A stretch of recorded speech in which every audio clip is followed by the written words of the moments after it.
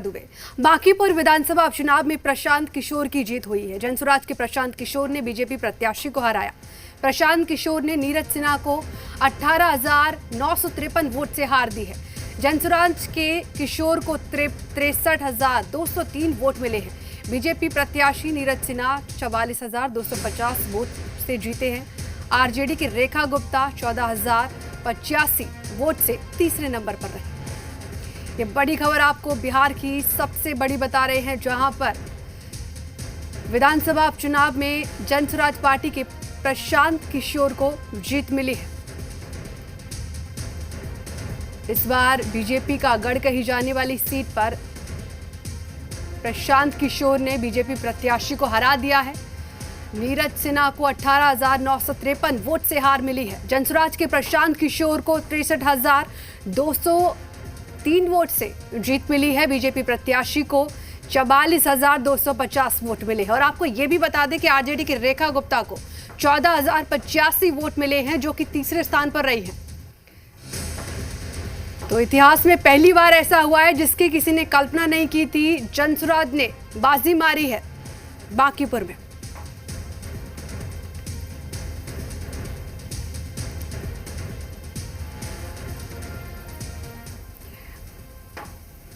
बांकीपुर विधानसभा उपचुनाव के नतीजे आने के बाद मुख्यमंत्री सम्राट चौधरी ने सोशल मीडिया पोस्ट के जरिए प्रतिक्रिया दी है।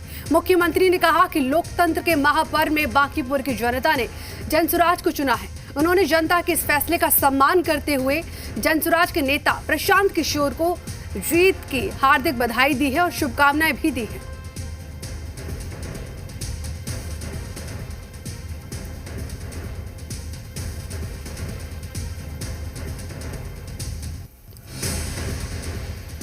इसी खबर पर ज्यादा जानकारी के साथ हमारे सहयोगी प्रिंस और रजनीश लाइव जुड़ चुके हैं पटना से। सबसे पहले रजनीश, मैं आपसे ये जानना चाहूंगी, अब वहां की जनता ने एक ऐतिहासिक फैसला लिया है, क्या इसके पीछे की वजह रही होगी? आप ग्राउंड पर मौजूद हैं।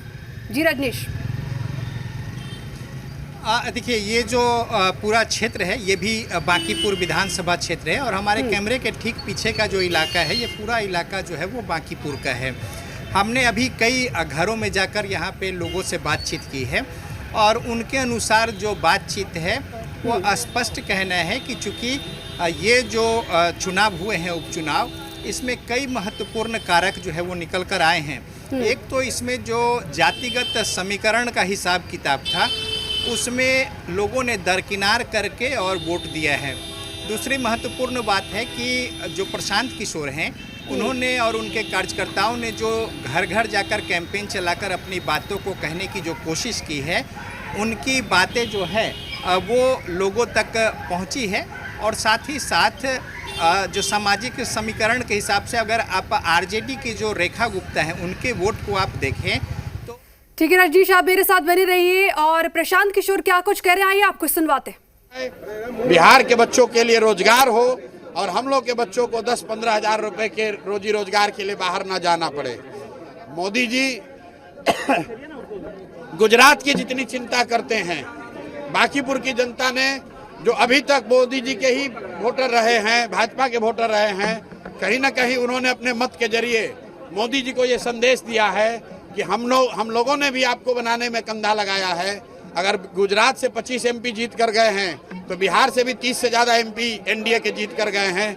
अगर आप गुजरात की चिंता करते हैं तो ये समय आ गया है कि बिहार के लोगों की भी चिंता कीजिए। सिर्फ बिहार में 4 किलो अनाज और जाति के नाम पर वोट न मांगा जाए। बिहार के लोगों के लिए भी पढ़ाई रोजगार की बात हो, बिहार के बच्चों के लिए भी पलायन को रोकने की बात हो। बांकीपुर के ये का जो आज परिणाम आया है वो बिल्कुल स्पष्ट है। बिहार की जनता अपने बच्चों के लिए, बिहार के लिए विकास चाहती है और यही वजह है कि भाजपा आज से कुछ ही महीने पहले जिस सीट को करीब 60,000 मतों से 58,000 मतों से वो जीते थे और जीतने वाले व्यक्ति को मोदी जी ने, भाजपा के नेतृत्व ने बिहार देश का अपने पार्टी का अध्यक्ष बनाया है, जो बिहार के लिए गौरव की बात है। बावजूद इसके उसी विधानसभा के क्षेत्र के लोगों ने अगर भाजपा को इतनी करारी हार दी है, इसका मतलब बिल्कुल साफ है कि जो नेतृत्व यहाँ पर भाजपा ने थोपा है सम्राट चौधरी का, वो बिहार के लोगों को स्वीकार्य नहीं है। हम लोग चाहते हैं कि बिहार में भी प्रोग्रेसिव थिंकिंग वाला, कोई बेहतर चरित्र वाला आदमी, कोई बेहतर काबिल आदमी बिहार का मुख्यमंत्री बने। कुशवाहा बनाना है तो कुशवाहा ही बनाइए, लेकिन किसी अच्छे आदमी को बनाइए जो बिहार में रोजगार ला सके, जो बिहार में बच्चों की पढ़ाई की व्यवस्था कर सके, जो बिहार में पलायन रोक सके।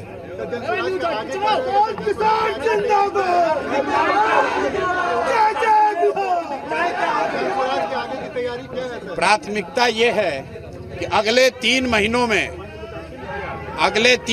में बांकीपुर में आपको विजिबल चेंज दिखेगा, लेकिन उसके लिए हमको 3 महीने का समय देना होगा। और मेरी कोशिश होगी कि अगले 1-2 वर्षों में बांकीपुर को आदर्श विधानसभा के तौर पर रखा जाए, ताकि बिहार के जो 242 विधायक हैं उन पर भी लोकतांत्रिक दबाव बने कि एक चुना हुआ प्रतिनिधि अपने लोगों के लिए क्या कुछ कर सकता है। अगर ये हम लोग को उनके लिए सेट करना है पैमाना, तो मुझे और ज़्यादा मेहनत करने की ज़रूरत है। और अगले 3-4 महीनों में आप देखेंगे, और निश्चित तौर पर आने वाले 1 से 2 साल में बांकीपुर में आपको वो चीज़ दिखेगी कि अगर ईमानदारी से कोई प्रयास करे तो निश्चित तौर पर लोगों की जिंदगी में फर्क लाया जा सकता है। भाई देखिए, मेरे दरवाजे बांकीपुर के लोगों के लिए ही नहीं, पूरे बिहार के हर उस व्यक्ति के लिए खुले हुए हैं जिसका ये भरोसा है कि प्रशांत किशोर या जन-सुराज उनकी कुछ मदद कर सकते हैं। हम लोग की आवाज़ अभी आज एक विधायक की ही है, लेकिन जब विधायक नहीं थे तो भी पूरे बिहार में जहां पर भी व्यवस्था से लोग पीड़ित थे उनकी आवाज़ उठा रहे थे, और अब उसको और मजबूती से उठाएंगे। लेकिन इसके साथ साथ एक बात आज की जीत के लिए जरूर कहेंगे, जितने भी युवा साथी हैं जो लोग राजनीति में आना चाहते हैं, जो ये समझते हैं कि बिहार में जातियों का बंधन नहीं तोड़ा जा सकता है, जो ये समझते हैं कि बिहार में 2 धारा से अलग राजनीति नहीं हो सकती है, उनके लिए बांकीपुर का परिणाम एक बहुत बड़ा आईना का काम करेगा कि अगर आप 2-3 साल मेहनत करें, तो लोग, हर जाति, हर वर्ग के लोग, हर दल और हर विचारधारा के लोग आपकी मदद करते हैं। मैंने देखिए बांकीपुर में कोई ऐसा बड़ा काम नहीं किया है, लेकिन 30 दिन के प्रयास में 30 साल का भाजपा का किला ढहा है। उसकी एक वजह यह रही है कि 3-3.5 बरस जो मैंने प्रयास बिहार में किया है, बांकीपुर की जनता ने कहीं न कहीं उसको देखा है, और उसी काम को देखकर ये भरोसा जताया है। तो मैं बिहार में युवाओं से, खासकर ऐसे लोगों को जो राजनीति करना चाहते हैं, उनको ये बताना चाहता हूं कि अगर प्रशांत किशोर ये कर सकते हैं तो आप भी ये अपने विधानसभा क्षेत्र में कर। तो जनसुराज प्रमुख प्रशांत किशोर को आप सुन रहे थे, और दोनों ही हमारे सहयोगी लगातार मेरे साथ बने हुए हैं। प्रिंस, मैं आपके पास आ रही हूँ। सबसे पहले प्रिंस, आप ये बताइए, इसमें आज जनसुराज की जीत हुई है और आरजेडी रेस से पूरी तरीके से बाहर नजर आई। क्या ये जीत आरजेडी के पक्ष में है या फिर ये आरजेडी के पक्ष में नहीं है? क्या है हकीकत? जी प्रिंस।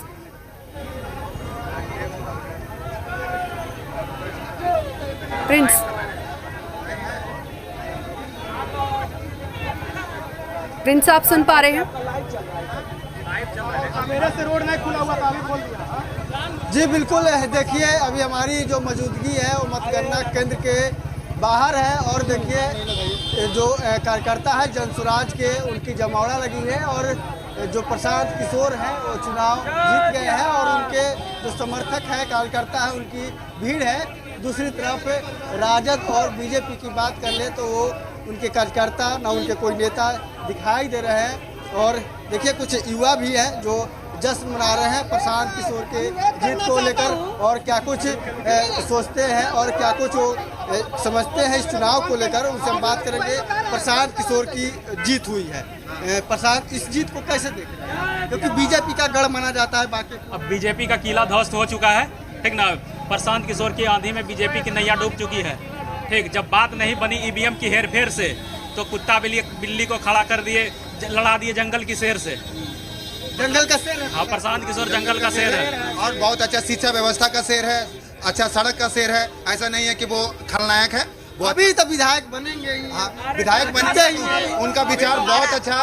विधायक अभी तो पार्टी शुरू हुई है, और वो बिहार के बारे में सोचते हैं, ना कि मतलब ये जुमला पढ़ा रहे हैं, हिंदू मुस्लिम कर रहे हैं। उनका लड़ाई है सड़क से, हॉस्पिटल से, उनका शिक्षा व्यवस्था से लड़ाई है, गरीबी से लड़ाई है, पलायन से लड़ाई है, ना कि हिंदू मुस्लिम से लड़ाई है। हमारे प्रशांत किशोर की जीत, यानी ये हमारे जनसुराज की जीत, हमारे जनसुराज की जीत इतनी थी, इतनी वोट से जीतते कि अगर ये प्रशासनिक तंत्र अगर इस्तेमाल नहीं होता, जैसे एसएसपी को निर्वाचन आयोग ने आज का तारीख के लिए आज के तारीख के लिए ये मतदान केंद्र से हटवा दिया गया एसएसपी को।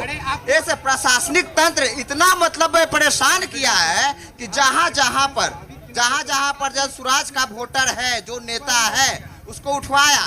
50 नेता को जनसुराज को उठवाया वोट से एक दिन पहले। क्यों उठाया भाई, क्यों उठाया? वही तो प्रशासनिक तंत्र देखिए ना कि कैसे परेशान कर रहा है वोट को फुलराइज कर रही है। हाँ, कैसे परेशान कर रहा है हमारे जनसुराज को, चुनाव आयोग का विफलता देखिए कि चुनाव का बिगुल बच जाने के बाद डेवलपमेंट का काम बंद हो जाता है। जो बांकीपुर में गली गली रोड और नाले नए हो गए हैं, यही सिर्फ प्रशांत किशोर के खड़े होने से बांकीपुर में अभी आपको डेवलपमेंट मिलेगा। जाइए गली गली। अब प्रशांत किशोर जो कहते हैं कि प्रशांत किशोर को जीतने से क्या होगा, वो विधानसभा में पता चलेगा। वो डाटा पे काम करेंगे, डाटा से पूछेंगे सम्राट चौधरी से, हर मंत्री से कि आपने इतना डेवलपमेंट कहाँ डेवलपमेंट किया बताइए। वो इंटरनेशनल नेता हैं, ठीक है, उनको वो जनता का आवाज बनेंगे, गरीब का आवाज बनेंगे, शिक्षा का, बिहार के शिक्षा का आवाज बनेंगे, बिहार के स्वास्थ्य का आवाज बनेंगे, और बिहार के जीएनजी का उम्मीद है, एकदम पूरा उम्मीद है। हाँ, एकदम उम्मीद है। पूरे देश में संदेश गया। ये विधायक का सीट नहीं है, पूरे देश में संदेश गया। और बीजेपी वाला का बोलती ही बंद। प्रशांत किशोर का एक सीट आने से दिल्ली काफी हुई है। अभी आप जाके देख सकते हैं बीजेपी कार्यालय में कंपित हो पड़ा हुआ है। क्या कर रहे हैं? प्रशासनिक तंत्र का इस्तेमाल का भी आप लोग बात कर रहे थे। सुबह से आप भी यहाँ रिपोर्टिंग कर रहे होंगे, सुबह से आप भी यहाँ रिपोर्टिंग कर रहे होंगे। ये रोड चालू था? नहीं चालू था। अभी ऐसा कौन सा इमरजेंसी आया प्रशासन को? आप वहाँ देखिए, बाइक, कार, ऑटो सब चालू हो गया।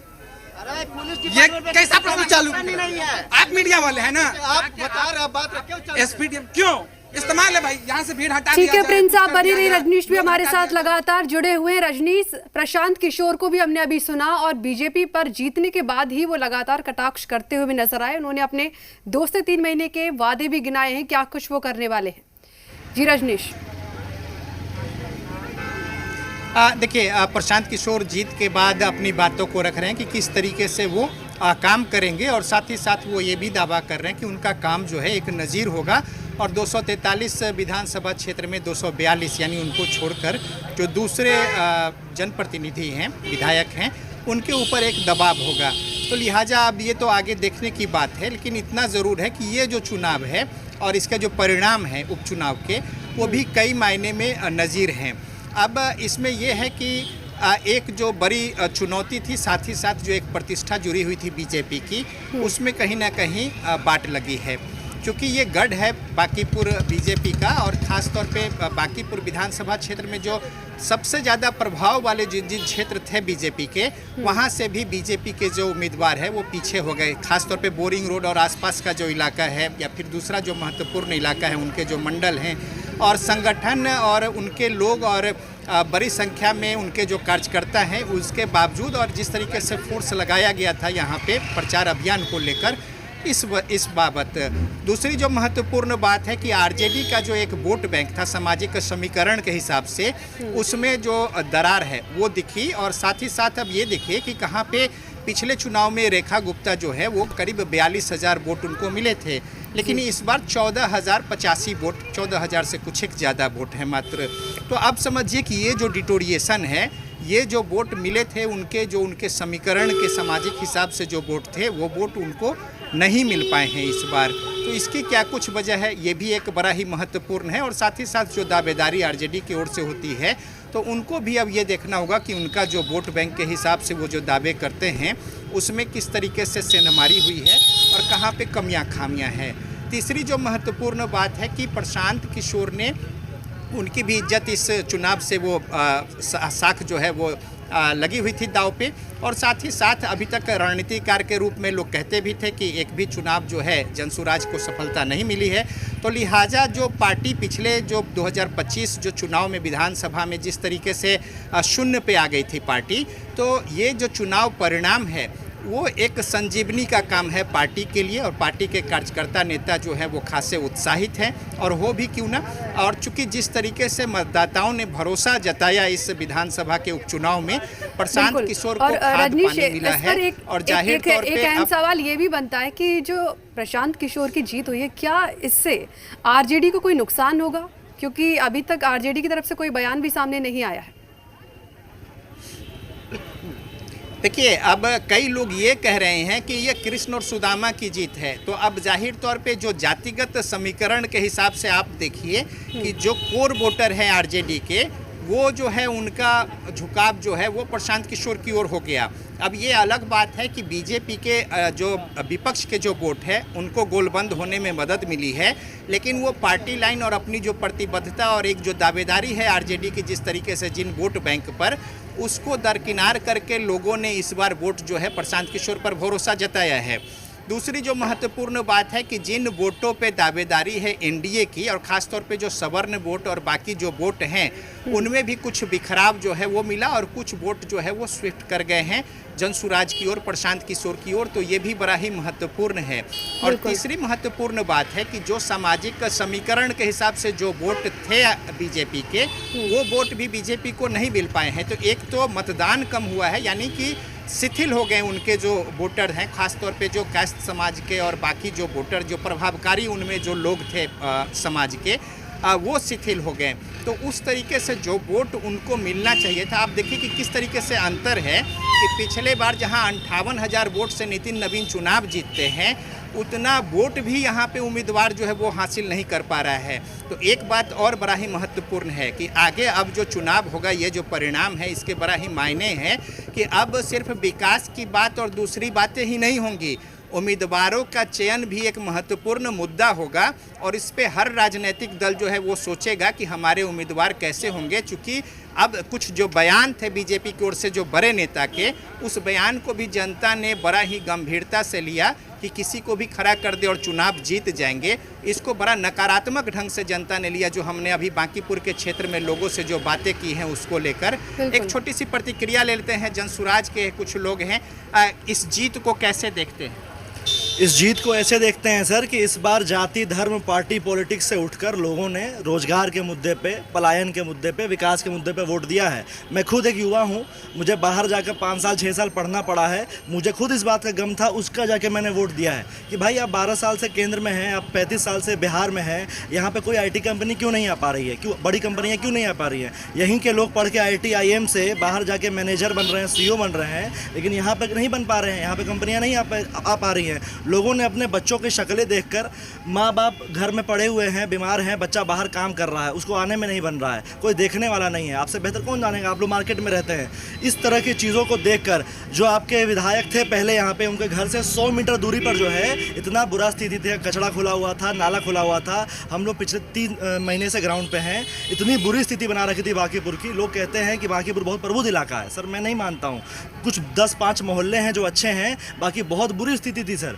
गरीब लोग हैं, झोपड़ी में रहते हैं, पुल के नीचे रहते हैं। ये जो देखिए, ये जो बात कह रहे हैं, स्थानीय भी कुछ मुद्दा जो है वो भी काम किया है, चाहे ट्रैफिक जाम की बात हो या जल जमाव की बात हो। मानसून ने भी एक तरीके से जो यहाँ पे परिस्थितियां हुई जल जमाव की, बने रहिए आप। प्रिंस भी हमारे साथ बने हुए हैं। प्रिंस, एक सवाल ये भी इस जीत पर अहम खड़ा होता है कि जो कैंडिडेट बीजेपी की तरफ से बदला गया था, क्या इसकी भूमिका रही है इस जीत पर?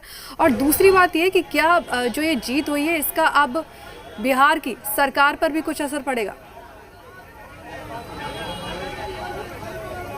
प्रिंस जी बिल्कुल, देखिए जो पहले कैंडिडेट बीजेपी ने दी थी, उसके बाद कैंडिडेट को बदलकर नीरज कुमार सिन्हा को उम्मीदवार बीजेपी बनाती है, तो इससे कहीं ना कहीं नकारात्मक संदेश जाती है और लोगों के बीच में, चाहे बीजेपी कार्यकर्ताओं के बीच में, और इससे साफ तौर पे जाहिर होता है कि जो हमारा नेतृत्व है बीजेपी कार्यकर्ताओं के, जो समझ में आता है कि हमारा नेतृत्व ही कंफ्यूज है, और इस तरह से जो उम्मीदवार देना, फिर उम्मीदवार को हटा देना और फिर दूसरा उम्मीदवार देना, तो इससे कहीं ना कहीं ये लगता है कि हमारा नेतृत्व ही कंफ्यूज कर रहा है इस मामले में। इसको लेकर भी जो वोटर है, जो कार्यकर्ता है, वो भी, उनका भी कॉन्फिडेंस लो होता है, और वोट कहीं ना कहीं इस वजह से भी कुछ पोलराइज होती है, और इसका कारण जो कैंडिडेट बदलना, उम्मीदवार बदलना भी है। और इससे कहीं ना कहीं अरे प्रशांत किशोर विधायक बने हैं, जीत हुई है, तो सरकार पर भी इसका असर पड़ेगा, क्योंकि प्रशांत किशोर जब भी बात करते हैं तो डाटा पे बात करते हैं। और प्रशांत किशोर कहीं ना कहीं जो सरकार है उस सरकार में जो कामें हो रही है, योजनाएं हो रही है, उसको गहन अध्ययन भी करते हैं। तो कहीं ना कहीं बारीकी से चीज़ों को देखने की वजह से भी सरकार पर एक दबाव पड़ेगा। और विपक्ष में होने के नाते प्रशांत किशोर जब सरकार से सवाल करेंगे तो सरकार को भी जो अच्छे से काम अपनी योजनाओं को इम्प्लीमेंट करना होगा, अच्छे से ध्यान रखना होगा योजनाओं को, और काम करनी होगी। तमाम इस तरह के भी प्रेशर भी पड़ेंगे सरकार पर, और सरकार भी काम करेगी। और कहीं ना कहीं प्रशांत किशोर जो विपक्ष की बात हो चाहे जनता की बात हो, उसको सदन में उठाने हुए दिखाई देंगे। ठीक है रजनीश, अगर आरजेडी की बात की जाए तो आरजेडी के जो मुखिया हैं तेजस्वी यादव, जब तक वोटिंग के लिए हम देख रहे थे कि वो सबसे आखिरी में आए हैं, 2 दिन पहले आए, तो क्या इसका भी असर हुआ है जीत पर? क्या आरजेडी 2 दिन अंतिम, क्या आरजेडी की हार की वजह यह है कि तेजस्वी यादव ही विदेश दौरे पर थे, 2 दिन पहले लौटे थे वोटिंग से? देखिए आरजेडी अगर पिछले जो चुनाव के परिणाम आप देखें तो भी अंतर जो है वो काफ़ी ज़्यादा था, करीब 58,000 का अंतर था। लेकिन फिर भी रेखा गुप्ता के पास 42,000 वोट जो है वो आए थे लगभग।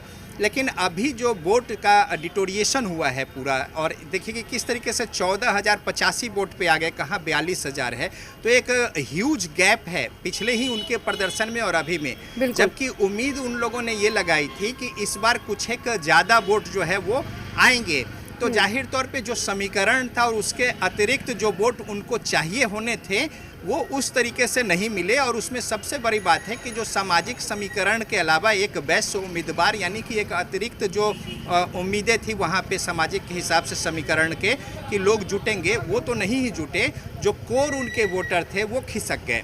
तो ऐसे में 2 दिन अंतिम तौर पे तेजस्वी यादव जिस तरीके से आकर यहाँ पे रोड शो किए थे, और जो भीड़ भी उमड़ी थी उनके रोड शो में, इसको देखकर कुछ एक लोग ये ज़रूर कह रहे थे कि अब उनके वोट अगर कॉम्पैक्ट हो जाते हैं तो इसका प्रभाव जो है नतीजों पे होगा, और ऐसे में प्रशांत किशोर को थोड़ी मुश्किल होगी। अब ये बात जो है बीजेपी के ही खुद बड़े नेता जो है वो कह रहे हैं कि आरजेडी के लोग जो हैं वो उन्होंने अपना वोट भी वो अपने पास गोलबंद करने में सफल नहीं हुए। हमारे दोनों ही सहयोगी बने हुए थे, लाइव पल पल की जानकारी आप तक पहुंचा रहे थे। फिलहाल वक्त तो चला एक ब्रेक का, जल्द लौटे।